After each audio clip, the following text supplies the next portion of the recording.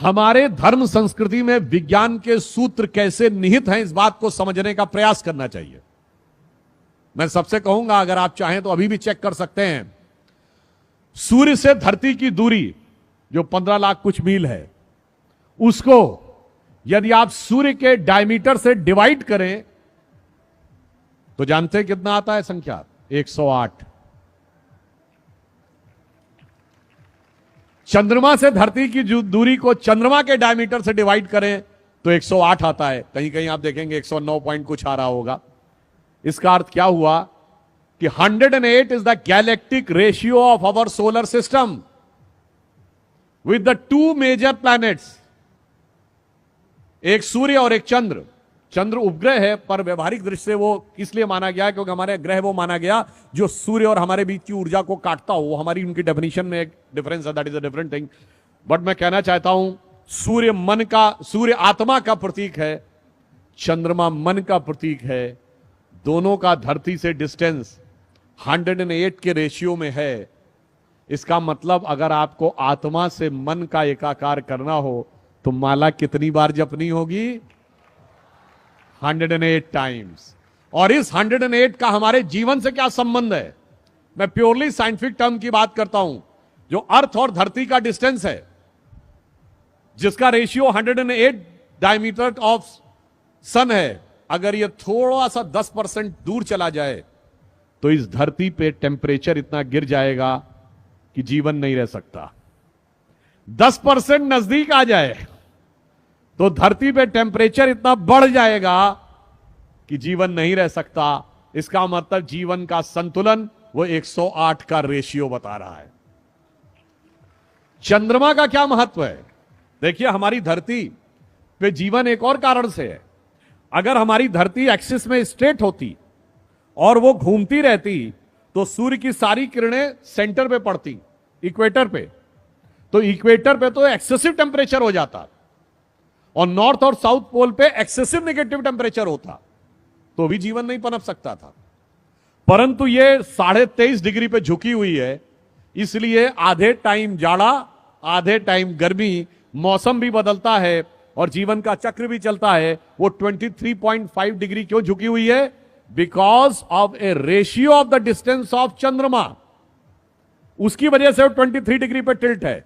चंद्रमा 10% दूर हो जाए तो ये 23.5 से सीधी हो जाएगी। फिर ऋतुएं नहीं बदलेंगी, मौसम नहीं बदलेगा, जीवन नहीं चलेगा।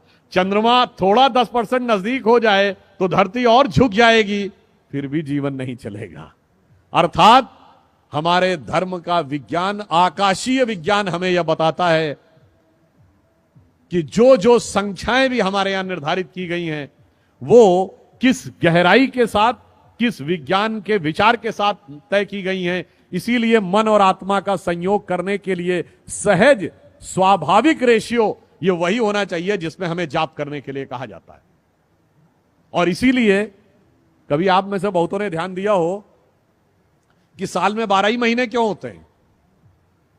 अगर एम्पेरिकल डिवीजन होता तो 10 महीने होने चाहिए थे ना। अगर आप जनरल किसी चीज को एक एम्पेरिकल ढंग से डिवाइड करते तो 10 महीने होने चाहिए थे, 12 क्यों होते हैं?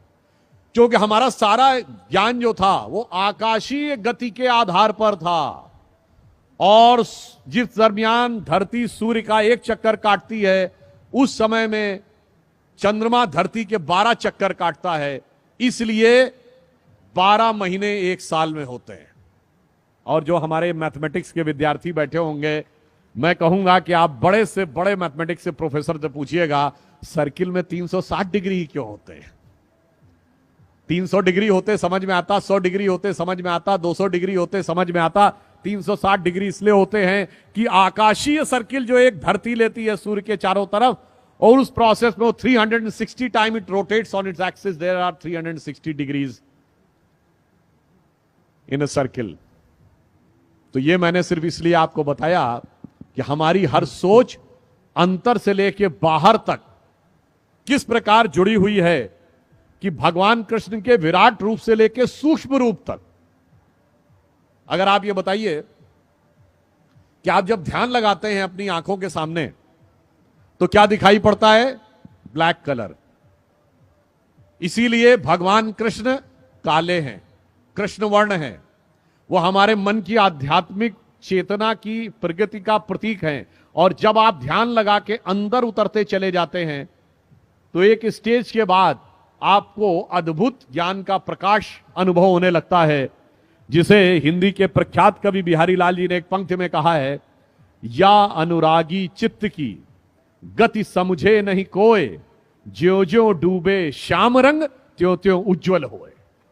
यानी जैसे जैसे आप भगवान कृष्ण की भक्ति में उतरते चले जाएंगे, उज्ज्वलता की अनुभूति आपको होती चली जाएगी।